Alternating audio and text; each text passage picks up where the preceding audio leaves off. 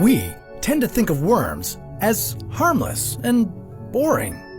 But these ribbon worms, also known as proboscis worms, also known as gross, are not boring. For example, what is that horrible white slime they shoot out of their heads? Is it dangerous? Where do these alien-looking things live, and do you need to fear them? What exactly are ribbon worms?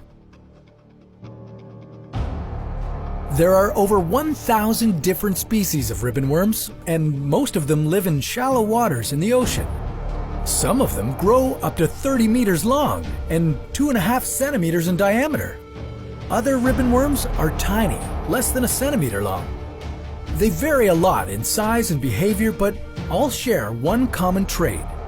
All ribbon worms' bodies include a muscle called a proboscis. They can push their proboscis outside their bodies to use it to hunt their prey.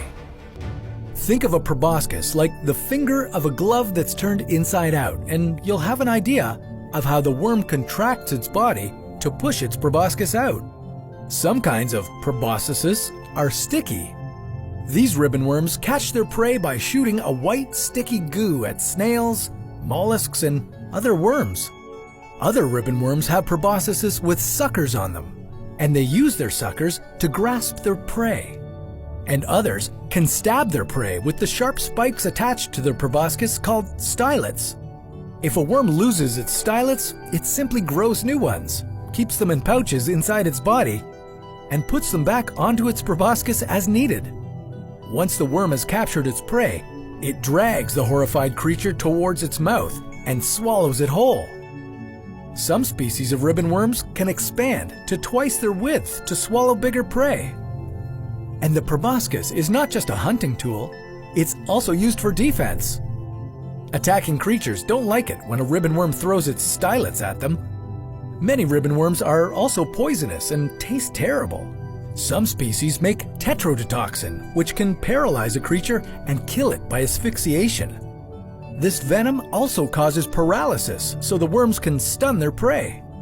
If a predator takes a bite out of one of these bad-tasting worms, the ribbon worm just grows a new part. This is called regeneration. It gets stranger. Some species of ribbon worm can even regrow into a lot of new worms. If a predator takes a bite out of a Rhamphogordius sanguineus, that one ribbon worm can regrow into 200,000 ribbon worms. The good news is that ribbon worms are not dangerous to humans, as far as we know. Shooting a slimy muscle out of its body and regenerating parts? That's what ribbon worms do. And that's what makes them crazy creatures.